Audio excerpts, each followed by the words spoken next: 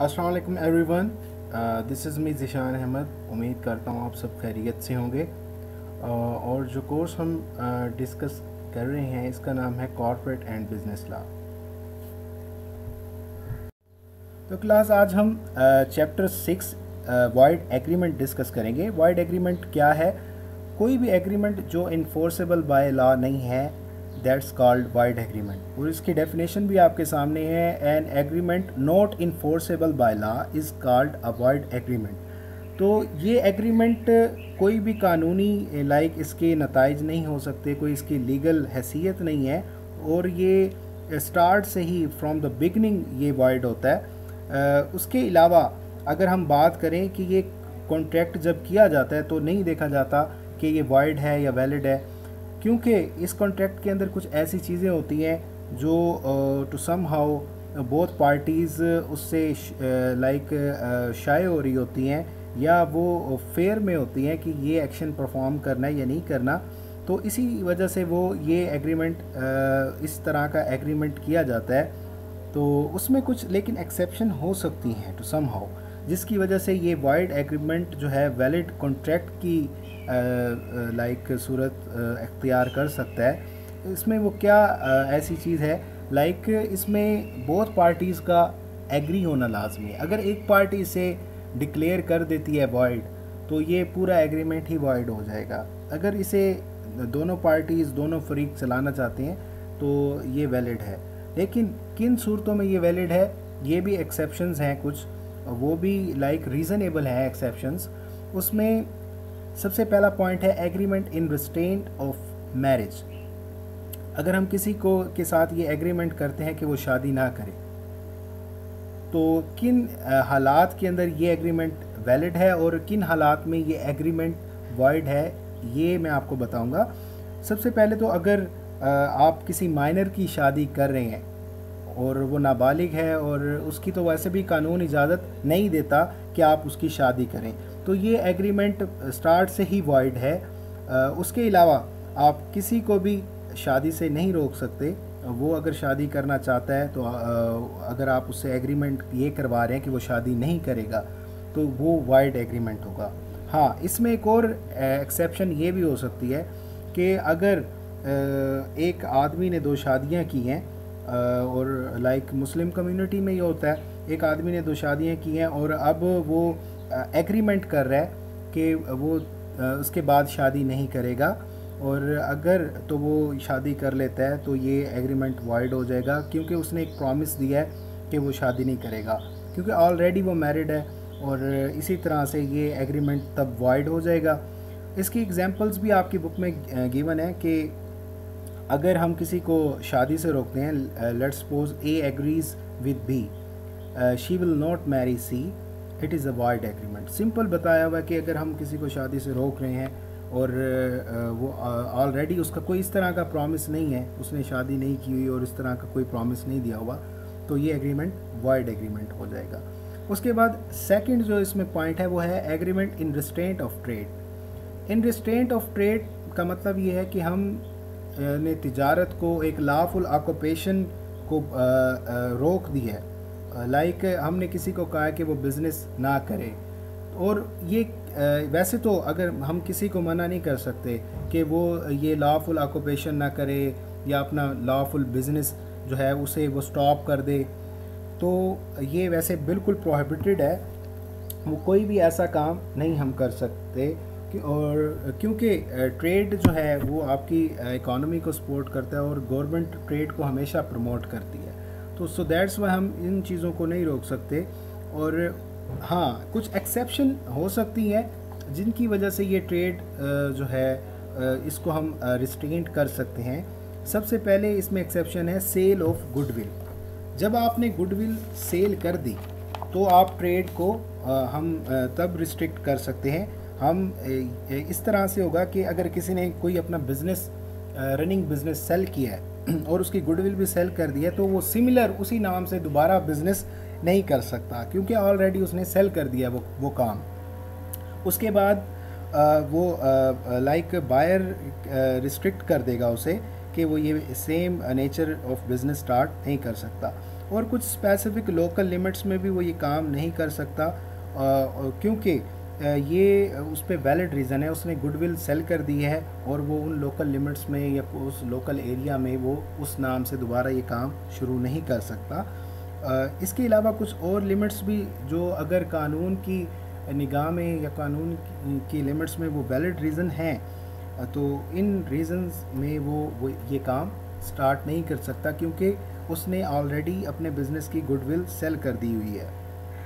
लेकिन वो ऐसा भी नहीं है कि वो पूरी कंट्री में ही अपने ऑपरेशन स्टार्ट कर दे, कुछ स्पेसिफिक लोकल लिमिट्स में वो काम ये नहीं कर सकता। उसके बाद सेकंड है पार्टनर्स एग्रीमेंट। पार्टनर्स एग्रीमेंट में ये होता है कि अगर एक बंदा ऑलरेडी पार्टनर है बिज़नेस का और वो जाके साथ ही अपने सिमिलर नेचर का बिज़नेस स्टार्ट कर दे, तो इस तरह से नहीं होगा। तो अगर वो इस तरह का कोई पार्टनर एग्रीमेंट करता है, ये एग्रीमेंट वैलिड होगा कि मैं ये काम स्टार्ट नहीं कर रहा, और इस तरह का उसे अहद देना पड़ता है और इस तरह की उसे लाइक बयान हल्फी भी सबमिट कराना पड़ता है कि मैं इस तरह का काम शुरू नहीं करूँगा। इस हद तक ये रीज़न एक्सेप्टेबल है रिस्ट्रेंट ऑफ ट्रेड में। और सेकंड है, अगर कोई पार्टनर रिटायर हो रहा है, और जब कोई पार्टनर रिटायर होता है उसके पास बिज़नेस के सीक्रेट्स होते हैं और वो ये काम कुछ अरसे के लिए और कुछ स्पेसिफिक लोकल लिमिट्स में स्टार्ट नहीं कर सकता, तो इस तरह का एग्रीमेंट भी वैलिड एग्रीमेंट है अगर कोई पार्टनर इस तरह का एग्रीमेंट करता है। उसके बाद जब पार्टनरशिप डिज़ोल्व होती है तो कुछ अरसे तक सब पार्टनर्स उस स्पेसिफिक लोकल लिमिट में उस नाम से कारोबार स्टार्ट नहीं कर सकते। तो इस तरह का अगर एग्रीमेंट किया है पार्टनर्स ने तो ये भी वैलिड है एग्रीमेंट। और उसके बाद जो इसकी सबसे लास्ट एक्सेप्शन है वो ये है कि अगर आपने अपने बिज़नेस को ही सेल कर दिया किसी थर्ड पार्टी को, तो आपके पार्टनर्स में ये बिज़नेस डिस्ट्रीब्यूट नहीं हुआ, किसी और ने ये आपके बिज़नेस को मतलब परचेज़ कर लिया है, तो इसमें आपका अगर कोई पार्टनर उसके साथ मिल के काम करना चाहता है तो ये रिस्ट्रिक्शन उस पर लगेगी कि कुछ अरसे तक और स्पेसिफिक लोकल लिमिट में वो बायर के साथ मिल के ये काम नहीं कर सकता। इस तरह का एग्रीमेंट भी वैलिड एग्रीमेंट होगा। और इसके बाद agreement in restraint of trade में जो थर्ड एक्सेप्शन है वो है trade combination. Basically trade combination एक रेगुलेटरी प्राइसेस का नाम है, एक एग्रीमेंट का नाम है।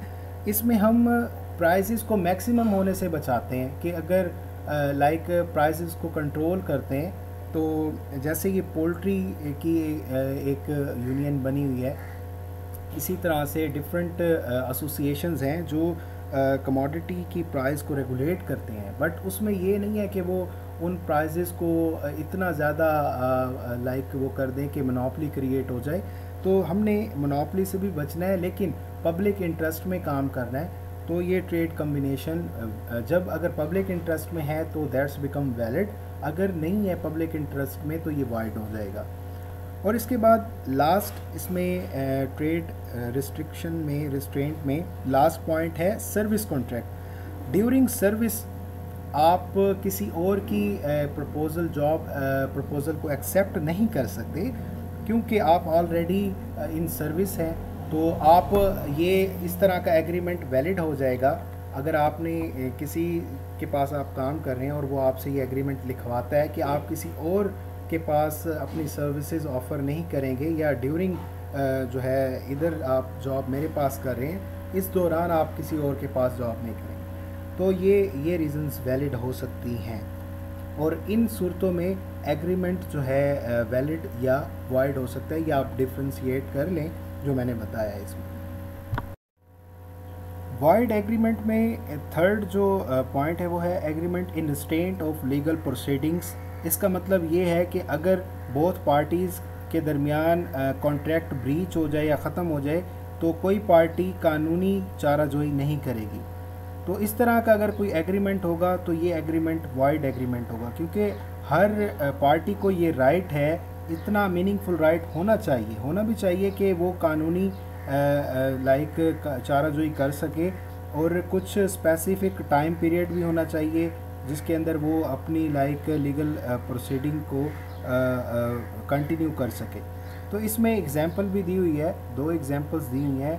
A agrees to sell sugar to B and both agree that in case of breach of contract by any party none of them would go to the court. The agreement is void. देखें अब इस example में ये clear हो गया है कि अगर कोई पार्टी कानूनी चाराजोई करेगी in case of breach of contract तो वो एक्सेप्टेबल नहीं होगा। इस तरह के एग्रीमेंट वॉइड एग्रीमेंट होते हैं जिसमें कानून को इन्वॉल्व ना किया जाए। और इसके अलावा इसकी कुछ एक्सेप्शंस हो सकती हैं in case of dispute among the parties. वो रेफ़र कर दे कि आर्बिट्रेशन की तरफ रेफ़र कर दे कि कोई ना कोई उनकी सुनवाई हो जहाँ पर वो जाएं और वहाँ पर गलत सही का फ़ैसला हो। इस हद तक ये एग्रीमेंट वैलिड है। इसमें यह लिखा होना चाहिए कि आर्बिट्रेशन फ़लाँ पर्सन या फ़लाँ आर्बिट्रेटर के पास हम जाएंगे, वो हमारा ये फ़ैसला करेगा, ठीक है। और उसके बाद मिनिमम कोई लोअर कोर्ट की तरफ अपील होनी चाहिए जो लोअर कोर्ट उनका डिसीजन कर दे, ठीक है। तो इस तरह का लोअर कोर्ट अगर उनका कोई डिसीजन कर देता है तो दैट्स बिकम वैलिड। और उसके बाद जो थर्ड इसमें जो इसकी एक्सेप्शन है वो ये है कि एक मतलब पार्टीज़ कोई एक या दो कोर्ट सेलेक्ट कर ले जो कॉम्पिटेंट उसे लगते हैं और वहाँ जाकर वो केस फाइल कर सकता है। तो इन केसेस में जो है ये एग्रीमेंट वैलिड हो जाएगा। इसकी एग्जांपल भी दी हुई है कि अगर एक पर्सन सियालकोट में रहता है और सेकंड पर्सन जो है वो लाहौर में रहता है, वो आपस में कोई बिज़नेस कर रहे हैं तो वो ये डिसाइड कर सकते हैं in case of breach of contract वो या तो सियालकोट के कोर्ट में जाके रजू करेंगे या लाहौर के कोर्ट में जाके रजू कर लेंगे। इस हद तक ये कॉन्ट्रैक्ट वैलिड हो सकता है। उसके बाद इसका जो नेक्स्ट जो पॉइंट है वो है अनसर्टन कॉन्ट्रैक्ट या अनसर्टन एग्रीमेंट। अनसर्टन एग्रीमेंट वो एग्रीमेंट होते हैं जिनमें मतलब कोई सर्टन टर्म्स नहीं होती।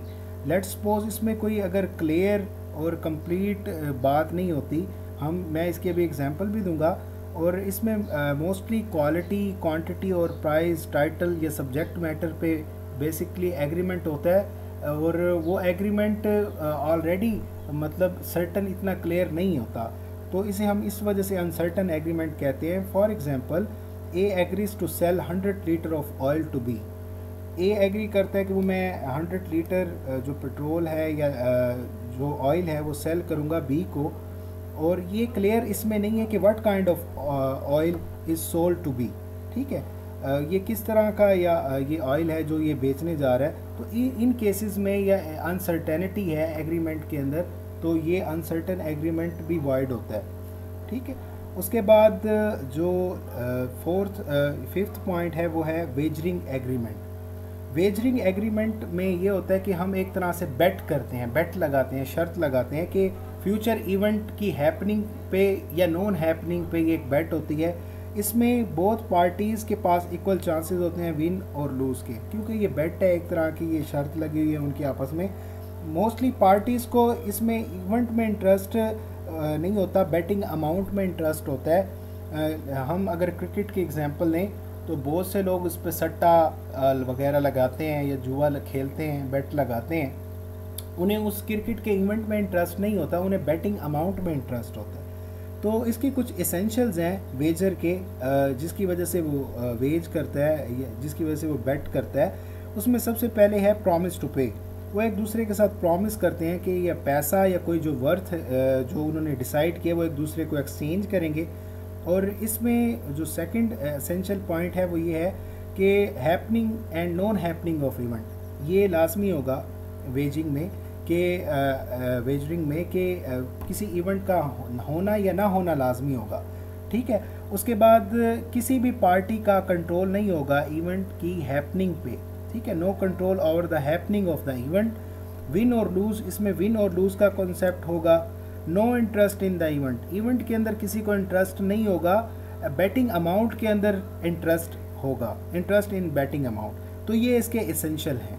और इस तरह की लाइक एग्रीमेंट जो है ये हम कोर्ट ऑफ लॉ में तो लेके जा नहीं सकते, क्योंकि ये पहले से ही इस तरह से डिज़ाइन है, इस तरह से डिसाइडेड है। तो ये एग्रीमेंट वाइड एग्रीमेंट कहलाएगी।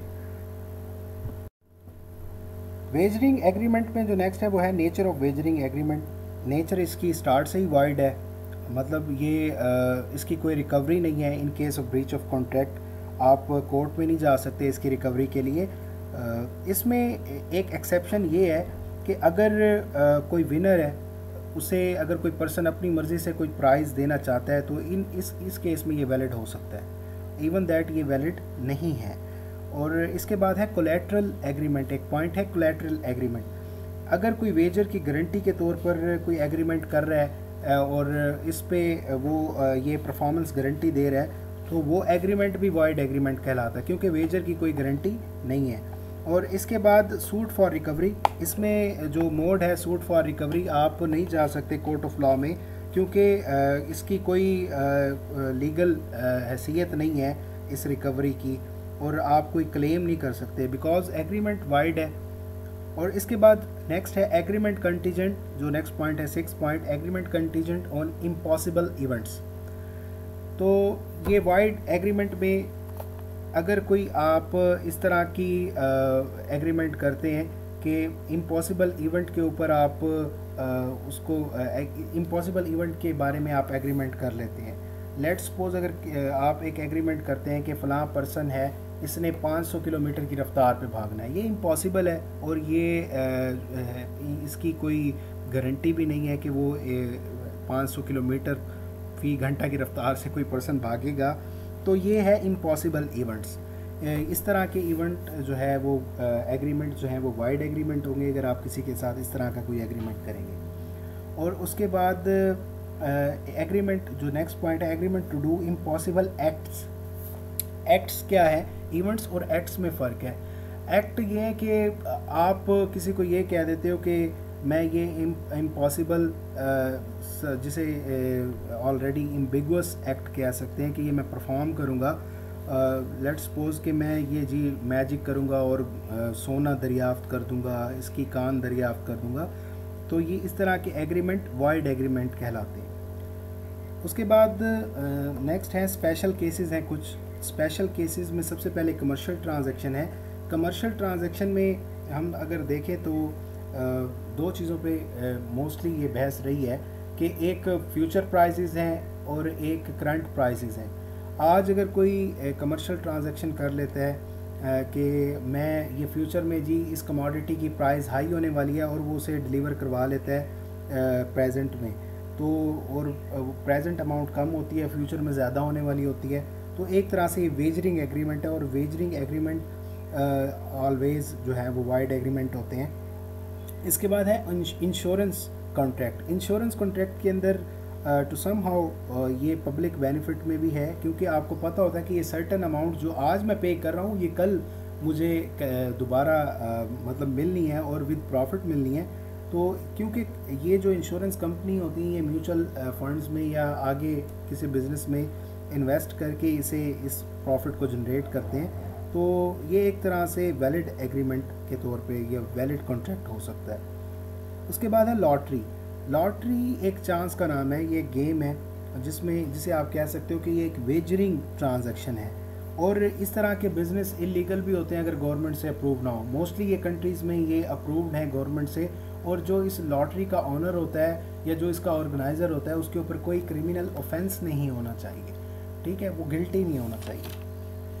उसके बाद जो नेक्स्ट है पॉइंट वो है क्रॉस वर्ड पजल्स। इन केसेस में जो क्रॉस वर्ड पजल्स हैं इनमें ये होगा कि कोई ये भी एक तरह का वेजरिंग ट्रांजैक्शन होती है, बट लोग इसे अपनी इंटेलिजेंस की वजह से विन करते हैं। तो इस ट्रांजैक्शन को टू सम हाउ आप वैलिड कह सकते हैं कि ये वैलिड है पड़ी, वरना मतलब अगर आप लॉटरी की बात करें, लॉटरी का और इसका आपस में काफ़ी डिफरेंस है, क्योंकि ये क्रॉसवर्ड पजल्स है, इसमें आपको अपनी स्किल्स लगानी पड़ती हैं विन करने के लिए, और लॉटरी में चांस होता है। तो इन दोनों में ये डिफरेंस है बेसिकली। तो आज के लिए इतना ही काफ़ी है मेरे ख्याल में, और ये हमने चैप्टर कवर कर लिया है वाइड एग्रीमेंट, और आपको इस चैप्टर के आउटकम्स पता चल गए होंगे कि किन किन हालात में एग्रीमेंट वाइड हो सकता है और उसे टू सम हाउ हम एक्सेप्शनली किस तरह से वैलिड कर सकते हैं, और बोथ पार्टीज़ का वैलिडिटी में किरदार होता है। अगर वो इसे चलाना चाहते हैं तो बोथ पार्टीज़ इसे मिल के ही चलाएंगे, कोई सिंगल पार्टी इसमें मतलब वो नहीं कंट्रीब्यूट कर सकती। तो अगर इस तरह के एग्रीमेंट्स चलते हैं तो दोनों फ्रीकैन की लाइक आपस में म्यूचुअल अंडरस्टैंडिंग से चलते हैं। तो आज के लिए इतना काफ़ी है, और आगे अगर इसमें कोई क्वेश्चन है तो आप ज़रूर करें। अगर किसी पॉइंट पे आपको कुछ समझ नहीं आया, मैंने पूरी कोशिश की है इसको कन्वे करने की। शुक्रिया जी।